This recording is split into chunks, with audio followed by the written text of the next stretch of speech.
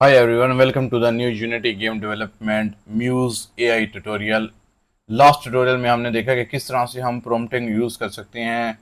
इस ट्यूटोरियल में हम देखेंगे कि हमने जो भी टेक्सचर एआई के थ्रू जनरेट किया है उसके ऑप्शंस में क्या क्या चीज़ें अवेलेबल हैं और उन ऑप्शंस को हम किस तरह से यूज़ कर सकते हैं अपने टेक्सचर्स को मॉडिफाई करने के लिए। जैसे ही आप इसके ऊपर राइट क्लिक करते हैं, let's suppose this is the texture. जैसे ही आप इसके ऊपर राइट क्लिक करते हैं, फर्स्ट ऑप्शन हमारे पास है जनरेशन डाटा। जिस तरह ही आप इसे जैसे ही आप इसे क्लिक करेंगे तो हमारे पास यहाँ पर देखें कि जब हमने इसे ये जनरेट किया तो हमने प्रॉम्प्ट दिया था कोबलस्टोन और इमेज का हमने पैटर्न ये दिया था। अगर आपने ये फील्ड्स को फिल करना है तो सिंपल आप इसमें यूज क्लिक कर सकते हैं या यूज ऑल भी क्लिक कर सकते हैं।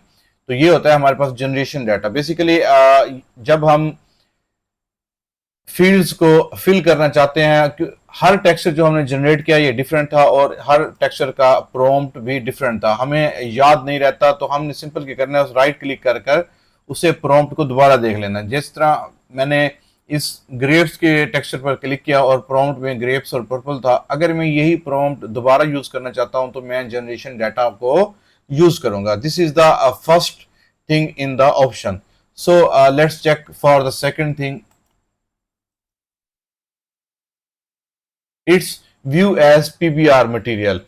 In the next tutorial I shall show you this what is PBR material. Basically जब भी हम 3D स्पेस के अंदर मटेरियल्स को यूज करते हैं, एक्सपोर्ट करते हैं, तो इस तरह हम इसको PBR मटेरियल को यूज करते हैं। The second part, third part is set as reference. Whenever you need a reference of the texture, you just need to click here and you will see the reference here in the input image, and you can generate other images by using this image as a reference. So simple, यहाँ पर हमने reference set कर लिया।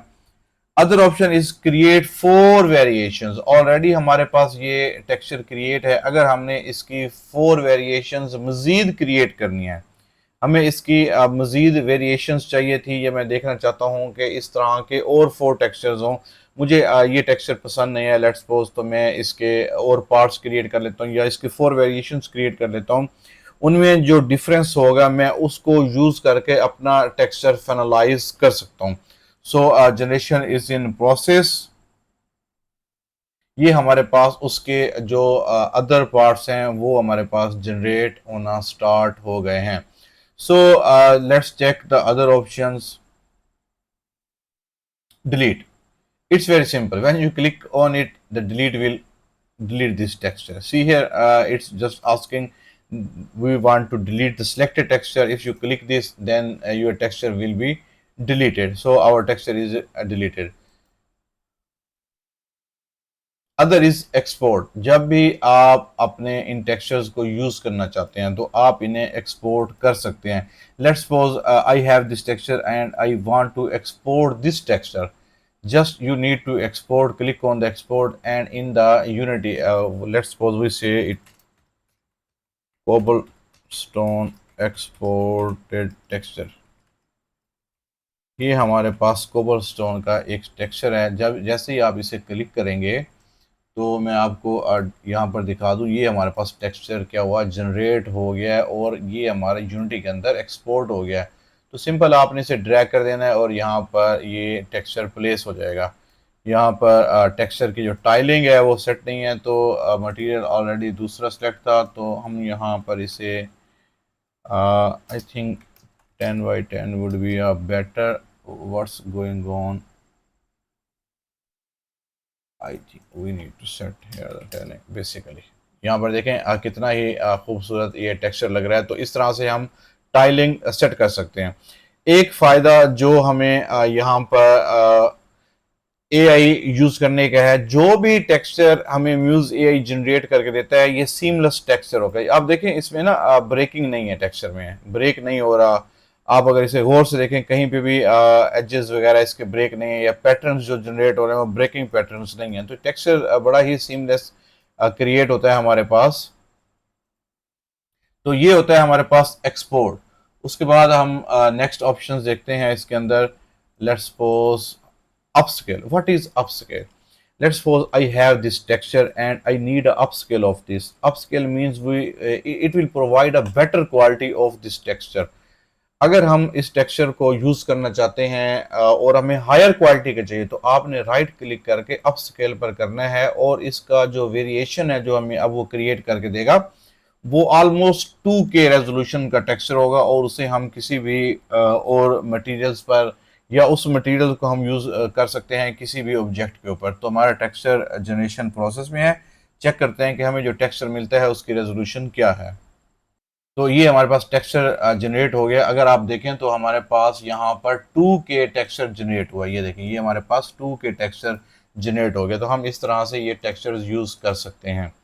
सो ये तो simple सी चीज़ें थी हमारे पास टेक्सचर जनरेशन की। So let's check this texture. You can see this little refine option and it's the pen tool. You can see, you just need to click hair.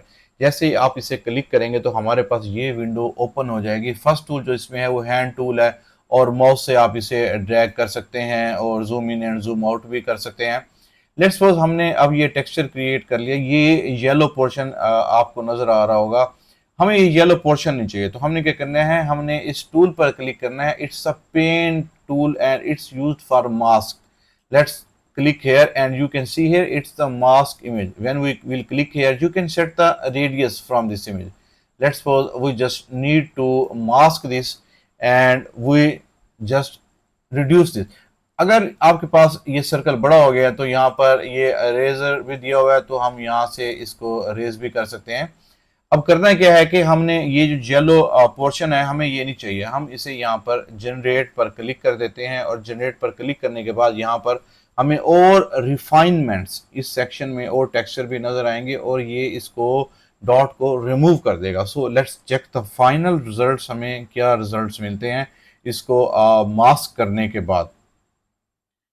See here हमारे पास जो refinements आ रही हैं उसे check करते हैं कि हमें वो रिफाइनमेंट्स में ये डॉट रिमूव हो गया या नहीं हुआ। See here, see this texture, we don't have the yellow color here on this texture. Yellow color has been removed. तो ये बड़ा ही इंटरेस्टिंग टूल है कि अगर आपने कोई कलर रिमूव करना है, see here we just remove this and it's working. So finally आपने करना क्या है कि हमें ये टेक्सचर पसंद आया रिफाइनमेंट में से, आपने इसके ऊपर राइट क्लिक करना है। See here this texture is also been clean. So हमने यहाँ पर राइट क्लिक करना है और उसे हमने ब्रांच कर देना है। Remember this, what is branch. जब भी हम इसे ब्रांच पर आपने क्लिक करना है, क्लिक करने के बाद आपने जनरेशंस पर वापस जाना है, तो आपको ये टेक्सचर मिल गया और इसके साथ ये ब्रांच्ड हो गया। अब ये वाला जो टेक्सचर था ओरिजिनल था, ये येलो डॉट हमने रिमूव कर दिया और हमारे पास ये अब टेक्सचर मिल गया। सो अगर आपको ये ट्यूटोरियल अच्छा लगा है तो आप मेरे चैनल को लाइक कर दें और सब्सक्राइब कर दें। नेक्स्ट ट्यूटोरियल में हम देखेंगे किस तरह से हम PBR मटेरियल्स को यूज़ कर सकते हैं 3D स्पेस के अंदर और उनको हम कैसे यूज़ कर सकते हैं। Thank you for watching the video.